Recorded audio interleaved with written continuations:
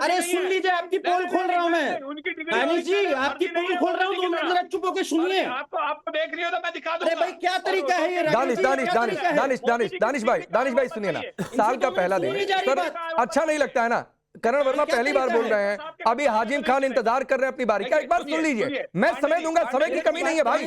साल के पहले दिन किसी को निराश नहीं करूंगा समय के मामले में। तो तरीके से दानिश भाई नहीं, ठीक है, आप इशारा करिए, मैं आपके पास आ जाऊंगा, काउंटर कर दीजिएगा।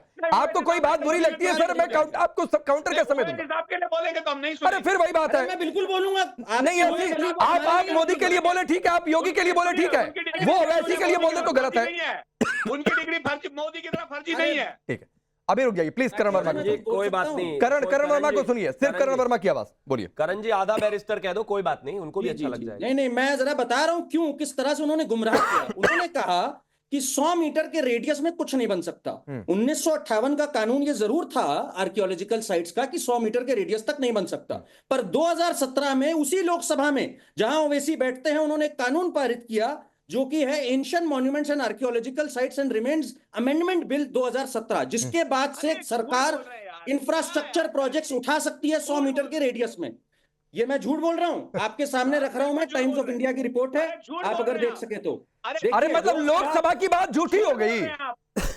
मैं जानबूझकर इस लॉजिक पर नहीं आ रहा था। नहीं रुकिए दानिश रुकिए। करण, अरे रुकिए, आपके कहने से दानिश थोड़े नहीं सही होगा कि आप झूठ है कि क्या सच है।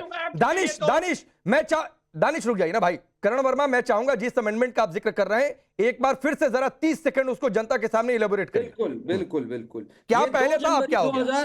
2 जनवरी 2018 को टाइम्स ऑफ इंडिया ने भी इसको छापा, लोकसभा ने उस ट्यूसडे को पास किया था जब ये था 2 जनवरी 2018, ancient monuments and archaeological sites and remains amendment bill 2017, which allows government, मैं एग्जैक्ट शब्द पढ़ रहा हूं, to take up infrastructure projects within 100 metre prohibited territory around protected monuments. झूठी बात कर रहे हैं आप, बिल्कुल झूठी। कैसे झूठी?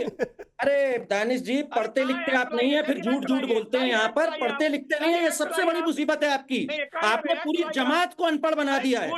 आपने अगर पढ़ना लिखना सीखा होता तो ऐसे मुंह की ना खा के जाते डिबेट में। आज आप मुंह की खा के जा रहे हैं कि पढ़ते लिखते नहीं आप। जाके अपने आप सुनिए दानिश सुनिए, मैं सेकंड कर रहा हूं, दानिश देखिए, अब ये बात एक्सपोज हो गई है और आपकी पार्टी के आप जिस पार्टी को सपोर्ट करते हैं दानिश, नहीं सुनिए दानिश, झूठ नहीं चलेगा देश के सामने। झूठ और फेक न्यूज नहीं चलेगा देश के सामने। और आप समझिए कि जनता जागरूक है और मैं चैलेंज करता हूं, और पूरे देश के सामने, और जितने दर्शक देख रहे हैं आप गूगल कर लीजिए, दानिश आपको समय देता हूं, आप भी गूगल कर लीजिए। 2017 में अमेंडमेंट हुआ है, और अमेंडमेंट हुआ है कि राष्ट्रीय महत्व के लिए अगर कुछ जरूरी है तो 100 मीटर के निषिद्ध क्षेत्र में भी निर्माण की अनुमति दी जा सकती है। लेकिन शिवम त्यागी, रुक जाइए भाई, दानिश रुक जाइए। शिवम त्यागी, ये एमआईएम का झूठ एक्सपोज हो गया है। ओवैसी ने कल ये बात बोली और अपने लोगों को बरगलाया है, पुराने कानून का हवाला देकर अमेंडमेंट का जिक्र नहीं कर रहे हैं। देखिए, आपको लगता है कि ये ओवैसी जी को नहीं पता था? उनको पता है, जानबूझकर बरगला रहे हैं, जानबूझकर झूठ बोल रहे हैं, अच्छे तरीके से मानते हैं। अरे जो आदमी इन चीजों की लड़ाई लड़ने की बात करता हो, जो लोकसभा में प्रेजेंट हो, उनको नहीं पता कि 2017 में जो अमेंडमेंट हुए वो अच्छे तरीके से जानते हैं। लेकिन हाँ, दानिश को नहीं पता था, वो बेचारे फंस गए इस मामले में। लेकिन एक चीज बहुत साफ है, अरे दानिश भाई प्लीज, मतलब इतना भी आंखें, मतलब मैंने मान लिया कि जिस आदमी की आंखें नहीं है उसको ठीक किया जा सकता है। अब जो अंधा होने की एक्टिंग कर रहा है उसको तो कभी ठीक नहीं कर सकते। ये मतलब ये कमाल की बात है, ये लोकसभा की प्रोसीडिंग्स ही नहीं मान रहे। अरे अमेंडमेंट बनकर पूरा ड्राफ्ट है भाई, गजब हो गया बात। कोई अरे झूठ कैसे हो सकता है? कमाल बात है भाई। अब इनके सामने ये सब चीजें, शिवम त्यागी झूठ है, राकेश पांडे झूठ है, टाइम्स नाउ झूठ है, सब झूठ है, हद हो गई भाई। अरे इस बात का भी कोई इलाज है क्या? ये कैसी बात है? झूठ है, झूठ कैसे हो सकता है? अरे ये कानून है। खैर, मैं इस बात में नहीं जाना चाहता, आपको भी पता है। आप बुरी तरीके से फंस गए अपने नेता की वजह से, कोई बात नहीं। आज से उनका नाम आधा बैरिस्टर कर दो, उन्होंने आधा सच बोला। नहीं, आज से बैरिस्टर असदुद्दीन ओवैसी का नाम आधा बैरिस्टर असदुद्दीन ओवैसी कर दो, क्योंकि उन्होंने खास तौर पर एएसआई प्रोटेक्टेड साइट्स के लिए जो 100 मीटर के दायरे में नहीं बनने की बात की है किसी भी कंस्ट्रक्शन की, वो गलत की है। दैट्स अ हाफ फैक्ट, खत्म कर दो, कोई बात नहीं। ठीक है दानिश भाई रुक जाइए, तब तक आप गूगल कर लीजिए ना सर, आपको समय दे रहा हूं रिसर्च के लिए। दानिश भाई आपको समय दे रहा हूं, शांति से हो सकता है आप कुछ हमें ही गलत साबित कर दें। अरे नहीं, गूगल आपको ये गलत है। मौका दे रहा हूं। गूगल भी गलत है इनके हिसाब से। वो जो बोलिए, आप शिवम की गूगल बात पूरी करेंगे, वो भी करिए, गलत है। फिर खैर, मैं नाज़िम भाई point आपके पास आ रहा हूं। विषय बहुत साफ है। संभल में जिस तरह की स्थितियां रही हैं, वहां पर अगर पुलिस चौकी होगी तो ये किसी भी समुदाय के लिए एक बेहतर ही कदम है। मैं नहीं जानता कि चाहे वो इकरा हसन यानी कि समाजवादी पार्टी हो, चाहे वो असदुद्दीन ओवैसी हो, क्यों मुसलमानों के ही खून के इतने प्यासे हैं। भाई अगर वहां पर दंगे होते हैं या वहां पर किसी की जान जाती है तो उसमें तो मुस्लिम भी होते हैं। आप क्यों चाहते हैं कि वहां पर दंगे ही होते रहें? कानून व्यवस्था बेहतर रहेगी तो जाहिर है कहीं ना कहीं स्थितियां कंट्रोल में रहेंगी, इस तरह के हालात नहीं बनेंगे। आने वाले समय में जो है कोई ऐसा खग्गुमल मोहल्ला जो है खाली नहीं होगा, कोई ऐसा बनवारी लाल जो होगा जैन, वो उसको वहां से भागना नहीं पड़ेगा, कोई ऐसा मंदिर वहां नहीं होगा जो दबाया जाएगा। तो आने वाले समय में कोई स्थितियां खराब ना हो, उसको आज ही कंट्रोल कर ले तो इसमें कोई बुराई थोड़ी ना है। ठीक है, लेकिन अल्टीमेटली सिर्फ झूठ की राजनीति करनी है, लोगों को झूठ बोलना है, लोगों को बरगलाना है।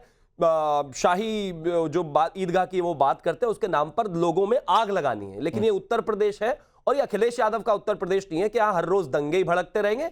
शांति से सब है, शांति से रहेंगे, बेहतर होगा। नेता भी आधा सत्य ना बोले, जनता को सच बताएं। ठीक है। अब हाजी नाजिम भाई, ये दिक्कत एक पुलिस चौकी से क्यों है भाई इतनी?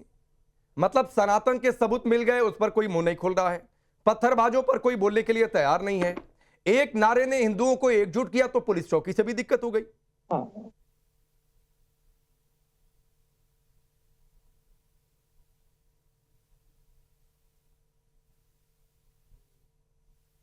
बोलिए नाजिम। राकेश भाई, मेरी आवाज आ रही है आपको? बिल्कुल आ रही है, आ रही है। हाँ राकेश भाई देखिए, अभी आपने कहा कि संभल के शाही जामा मस्जिद के सामने जो पुलिस चौकी बनी है उससे क्या आपत्ति है? भाई देखिए, अभी शिवम भाई भी ये कह रहे थे कि पुलिस चौकी बनेगी तो यहाँ सुरक्षा मिलेगी, यहाँ पे देखिए मस्जिद को भी मिलेगी, हिंदू भाई को भी मिलेगी। तो मैं शिवम भाई आपको एक बात बता दूं, बाबरी मस्जिद को सुरक्षा के लिए कितनी पुलिस फोर्स लगाई गई थी, कितनी बटालियन लगाई गई थी, फिर भी क्या हुआ? बाबरी मस्जिद को शहीद कर दिया गया। बताइए शिवम भाई, इतनी फोर्स लगाने के बाद भी बाबरी मस्जिद सुरक्षा नहीं हो पाई। तो अब आप बात करते हैं कि यहाँ शाही जामा मस्जिद के सामने जब चौकी बनी है तो वहां पे सबको सुरक्षा मिलेगी। मेरा इस पर एक ही जवाब है नाज़िम भाई, मैं ये चीज कहना चाहता हूँ, इस दर्द को अपने दिल में हजारों हजार साल दबा कर रखना, वो ऐसे ही रहने वाला है। पिछला 2024 था, वो इसी के लिए याद किया जाएगा।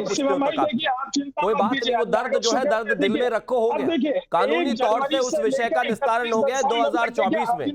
मर्यादा पुरुषोत्तम भगवान श्री राम के मंदिर की प्राण प्रतिष्ठा हो गई है। बाबर का बाबरनामा पढ़ना बंद करिए, उसकी कहानी बंद करिए, उसके गान गाना बंद करिए, नहीं चाहिए। अभी खत्म, बाबरी के जमाने गए भाई, वह कोई बाबरी नहीं। श्री राम मंदिर खड़ा हुआ है भव्य, जाइए आप भी जाकर दर्शन कीजिए। छोड़िए बेकार की बातें, आगे कुछ अगर आपके पास है तो वो बताइए। और इस दर्द को ऐसे ही दिल में रखकर जिए आप।